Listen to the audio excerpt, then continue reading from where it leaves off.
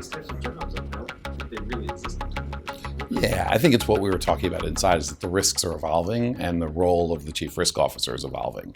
If you think about our organization that was built on risk management, it was built on financial risk management. It was built on managing the risk of portfolios and credit risk and market risk.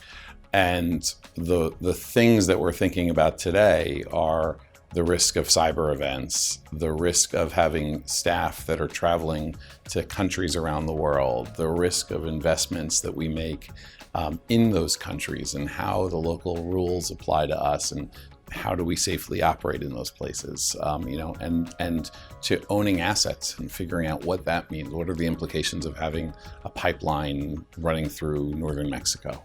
So the risks are just sort of are evolving quickly, and we have to get ahead of them. And it's a bit of adapting the infrastructure that we have in place and applying it to the new risks. Because I think we come from a risk mindset. So it's just trying to get an understanding of what these new risks are and applying that same framework and doing it the way we've been doing it, but understanding the new content.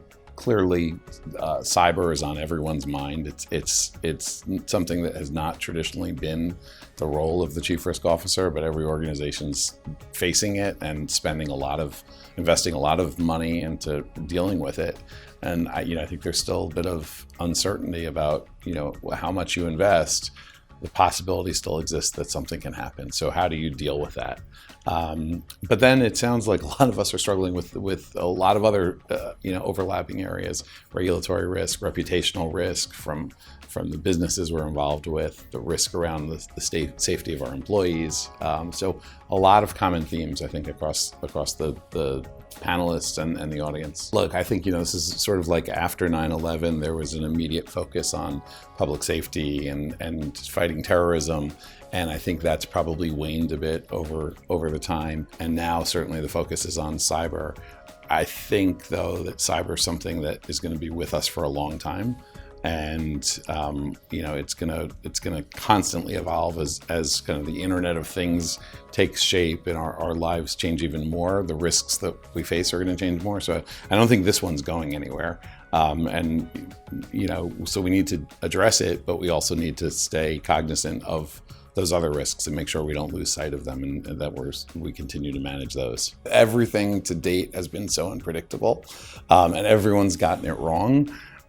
So I think, it's just being aware that we have to be ready for whatever might come, because I really just don't think anyone can predict, what's going to happen in the next 6 months, much less the next 4 years. We take a risk-based approach to managing the wide range of risks that we face. But you always know that there's going to be a tail event, or there's going to be some risk that comes out of nowhere that you weren't specifically prepared for. But if you've got the right foundation in place, you can adapt and quickly respond and manage those new risks. So I think we have to be ready, and hopefully we have good things ahead and the risks are reduced. But we have to be ready in case it doesn't go that way. A lot of it is the messaging from the top in time of crisis.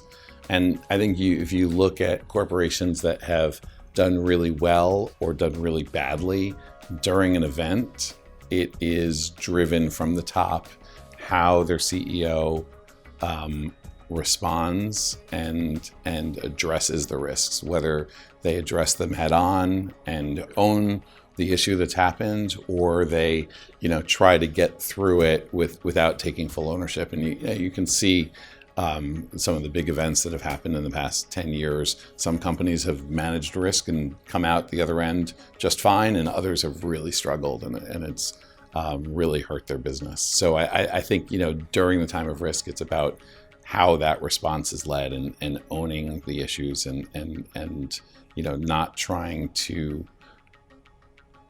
sort of sneak away from them.